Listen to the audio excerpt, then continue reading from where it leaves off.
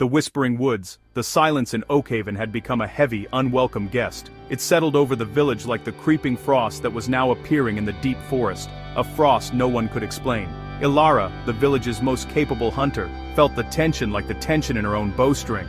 She stood over the third unexplained carcass this week, a massive deer, frozen not by the cold, but by an unseen terror, its eyes wide and fixed on something beyond death. The villagers murmured of the whispering woman, the witch said to dwell in the forbidden woods. Elder Thane, his face a roadmap of worry, confirmed their fears. These are her marks, he declared, pointing at the shimmering rime on the dead creature. Morwen draws closer.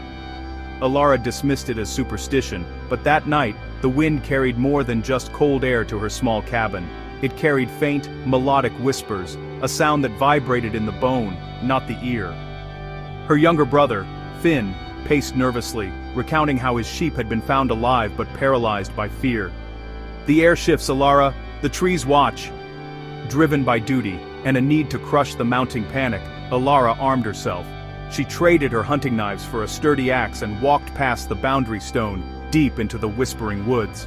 The air immediately changed. Sunlight became a memory, replaced by a perpetual, dim twilight filtered through ancient moss-draped canopies. The silence here was louder, broken only by unnatural occurrences, flowers that glowed with faint, otherworldly light, and a stream that flowed backward for a dozen paces before correcting itself.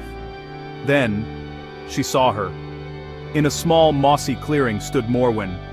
She was not the hideous crone of the village tales, but a figure of raw, untamed power. Her hair was a cascade of dark braids interwoven with glowing flora, and she was utterly absorbed, hands outstretched toward a shimmering miniature galaxy, a construct of pure ice and light hovering between her palms.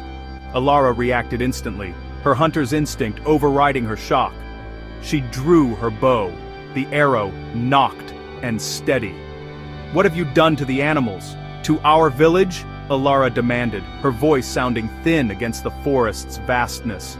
Morwen's eyes snapped open. They were the color of twilight, ancient and startlingly intelligent. She didn't seem surprised. "Done or undone?" Morwen's voice was low, carrying the echo of wind through dry leaves. "The balance is fragile. You take and take." Ilara released the arrow. It flew perfectly straight, but before it reached its target, it inexplicably slowed, warped, and sliced harmlessly into a nearby oak. Morwen merely tilted her head, a gesture, and the ice light shattered, sending glittering, razor-sharp shards flying toward Ilara. Ilara dropped and rolled, the shards thudding into the earth where she'd stood, leaving smoking, frozen craters. Realizing her arrow